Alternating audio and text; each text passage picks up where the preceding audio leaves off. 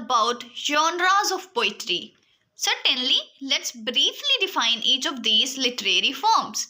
Number one, we have epic, a long narrative poem that typically tells the story of a heroic journey or a significant event. तो epic क्या है हमारे पास? एक long narrative poem है. Long का मतलब है कि जो एक शॉर्ट लेंथ होती है ना पोइम की. Basically poem can consist of 14 lines. वो आपको मैं आगे बताऊंगी, वो उससे सोनेट कहते हैं, ठीक है, और कम भी होती है. लेकिन एपिक क्या है? लॉन्ग नरेटिव पोइम है और सिर्फ कंसिस्ट क्या करती है हमारे पास? सिग्निफिकेंट इवेंट को. जैसे सपोज करें 9/11 एक इवेंट है, उसके ऊपर कोई पोइम लिखी गई हो तो वो एपिक कहलाएगी और लॉन्ग नरेटिव हो तो. या heroic journey, for example the Iliad by Homer. अब इसका स्ट्रक्चर हम साथ साथ हर लिटरेरी फॉर्म का हम स्ट्रक्चर साथ साथ पढ़ेंगे.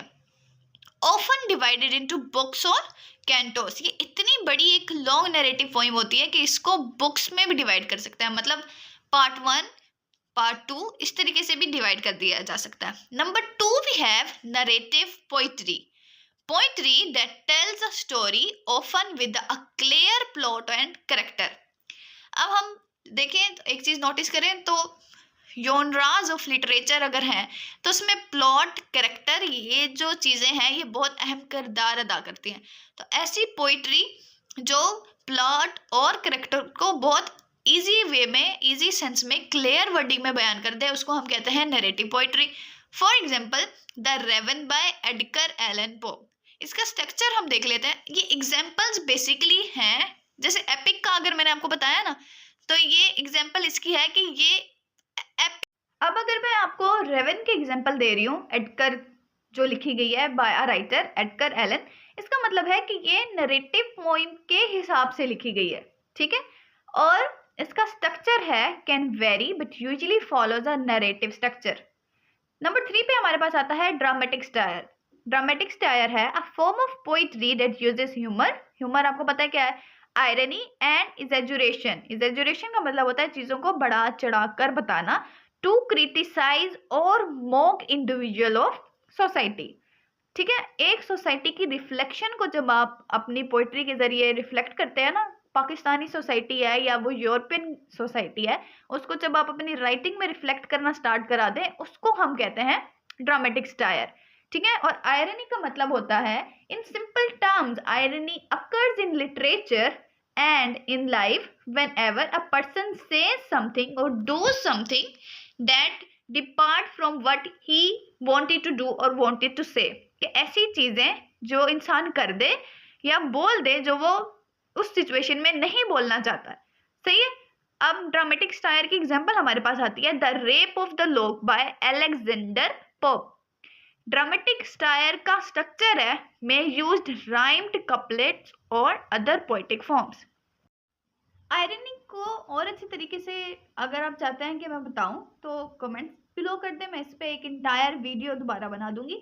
और आयरनी की एग्जांपल ये है, for example we say the police station gets robbed. अब एक पुलिस स्टेशन है, वहां पे तो हम चोरों को पकड़ के लाते हैं ना, तो अगर पुलिस स्टेशन ही रोब्ड हो जाए तो इस सिचुएशन को हम क्या कहते हैं? Ironical situation. At number 4 we have blank words, an unrhymed poetry written in iambic pentameters. अब iambic pentameters क्या होता है? सबसे पहले तो हम ये डिफाइन कर लेते हैं. a dramatic pattern that consists of 10 syllable per line. एक ऐसा पैटर्न जिसके एक तो 10 syllable per line हो with alternating stressed and unstressed syllable. अब उस 10 में से एक स्ट्रेस्ड हो सकता है, एक अनस्ट्रेस्ड. स्ट्रेस्ड होता है ऐसे लफ्ज जिसके ऊपर हम जरा थोड़ा सा जोर लगाएं और रुक के एक नेक्स्ट वर्ड प्रोनाउंस करें. For example paradise lost bye John Milton. Paradise lost एक बहुत एपिक पोइम है, एक बहुत अच्छी पोइम है जो कि ब्लैंक वर्ड्स में लिखी गई है. और ब्लैंक वर्ड्स का स्ट्रक्चर क्या है हमारे पास? No rhyming scheme but maintains a metrical pattern. उसकी राइमिंग स्कीम नहीं आती, जैसे twinkle twinkle little star, how I wonder what you are. इसमें देखो ना राइम कर रहा है, लेकिन ब्लैंक वर्ड्स में क्या है? हमारे पास कुछ भी राइमिंग नहीं आता है. नंबर 5 पे हमारे पास आता है lyrical ballad, a short emotionally expressive poem that often tales a story. ठीक है, शॉर्ट होती है और इमोशनली एक्सप्रेसिव होती है, जो हमें क्या बताती है, स्टोरी बताती है। For example, the Rime of Ancient Mariner by Samuel Taylor is a lyrical ballad.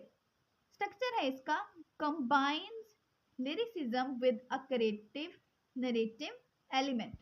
इसका मतलब है लिरिसिज्म का आपको पता है ना, लिरिक्स, उसको किस फॉर्म में हम कर दें, नरेटिव एलिमेंट्स के साथ ज्वाइन कर दें तो वो क्या बन जाएगा हमारे पास, लिरिकल बैलेड। लेकिन शॉर्ट होनी चाहिए और इमोशनली एक्सप्रेसिव होनी चाहिए एक स्टोरी को बयान करने के लिए। अब हमारे पास नंबर 6 पे आता है sonnet. A sonnet is a 14-line poem with a specific rhyming scheme and often explores a single theme. कोई भी पोएम जो 14 लाइन्स हो उसको सोनेट कहेंगे, ठीक है। एक स्पेसिफिक राइमिंग स्कीम होगा उसमें और often explores a single theme. इसका मतलब है अगर पूरी पोएम लव के बारे में है तो 14 लाइन्स पूरी लव के बारे में, अगर हमारे पास सैडनेस को है या डेथ को लेके है तो सारी पोएम एक ही थीम को एक्सप्लोर करेगी। For example, Shakespearean sonnet 18 shall I compare thee to a summer's day। अगर आप एक लिटरेचर के स्टूडेंट हैं तो आपने ये पोइम या शेक्सपियरियन सोनेट्स आपने लाजमी पढ़ी होगी। 18 इसीलिए कि शेक्सपियर ने अपने टाइम पे बहुत सारी सोनेट्स लिखी थी, ठीक है। When discussing or referring to a Shakespearean sonnet, it is almost always referring to a 154 sonnet that were first published all together in 1609। इसने एक पूरी पोइम लिखी थी, पूरी सोनेट लिखी थी डिफरेंट थीम्स को एक्सप्लोर करके। सोनेट का मतलब यही है ना, एक पोइम जो सिंगल थीम को एक्सप्लोर करे, तो इसने बहुत सारी पोइम्स लिखी थी। इसका स्ट्रक्चर है typically follows a specific rhyming scheme, eg AB AB, CD CD, EF EF and GG। अब एपिग्राम क्या होता है हमारे पास?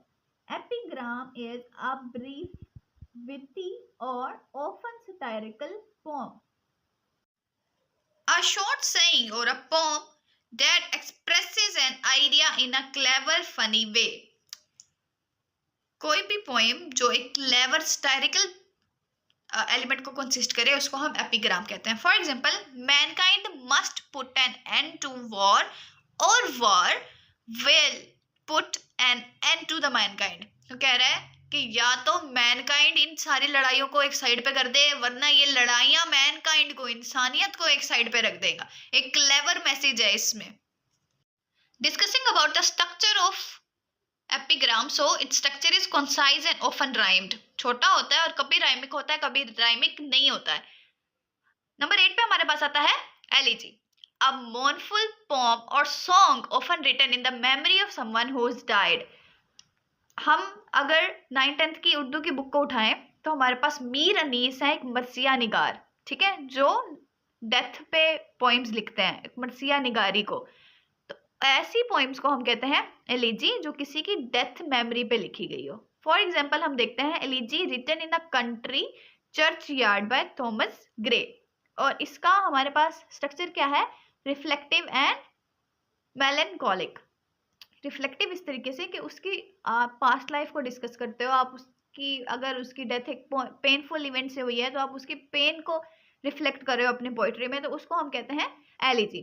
नंबर 9 पे हमारे पास आता है गजल, a poem, a poetic form with rhyming couplets and a repeating refrain, often expressing themes of love and loss। गजल basically themes of love and loss पे होती है और एक रिपीटिंग रिफ्रेन है, मतलब उसमें राइमिक वर्ड्स होते हैं, एक वर्ड को बार बार रिपीट भी कर दिया जाता है। For example, ghazals by Mirza Ghalib is Urdu poetry. Urdu poetry में मिर्जा गालिब का एक बहुत बड़ा नाम है और वो गजल्स लिखते हैं। इसके स्ट्रक्चर के बारे में बात करते हैं तो इसका structure consist of rhyming couplets, couplets में है और अ रिपीटिंग रिफ्रेन। वही बात है कि एक लफ्ज को बार बार रिपीट भी कर दिया जाता है। Haiku, a traditional Japanese poetry form with 3 lines and a 575 syllable pattern। 3 lines poem, ठीक है, जिसमें 3 lines syllable हो हमारे पास 575 का। फॉर एग्जाम्पल, हम कह लेते हैं मैट्सू बशो एन ओल्ड साइलेंट पॉन्ड, इसकी एग्जाम्पल है। और इसके स्ट्रक्चर की बात करें अगर हम, तो इसका स्ट्रक्चर होता है composed of 3 lines with the specific syllable count। वही वाली बात होगी, एक स्पेसिफिक सिलेबल काउंट होता है जो या 5 या 7 या 5 दोबारा इस तरीके से ही होता है। और नंबर 11 पे हमारे पास आता है ode, a lyrical poem expressing deep feelings and often addressing a specific person और थिंग। अब ऑट क्या था? A lyrical poem expressing deep feelings और ऑफन एड्रेसिंग अ पर्सन और अ थिंग। एक स्पेसिफिक पर्सन और अ थिंग को पूरी पोइम में अगर वो रिपीट कर रहा है, पूरी पोइम ही एक स्पेसिफिक इवेंट और स्पेसिफिक पर्सन के बारे में है, तो उसको हम ऑड कहते हैं। For example, ode to a nightingale by John Keats. अब उसने अगर ये पोएम लिखी है ना, तो उसने पूरी पोम ही हमारे पास नाइटिंगेल को लिखी है। अच्छा, एक और बात, अगर मैं कभी प्रोनाउंस कर रही हूँ पोम और अगर प्रोनाउंस कर रही हूँ पोइम, तो इसकी प्रोनाउंसिएशन बेसिकली दोनों तरीके से सही है, बस एक ब्रिटिश एक्सेंट है और एक अमेरिकन एक्सेंट है। इसका स्ट्रक्चर हमारे पास है varied often with regular stanzas and formal tone. Number 12 और लास्ट हमारे पास आता है कसीदा। अब हियको क्या था हमारे पास? जापानीज पोइट्री, और ये हमारे पास क्या है? एन अरेबिक और Persian poem phrasing often used to explore themes of love and chivalry.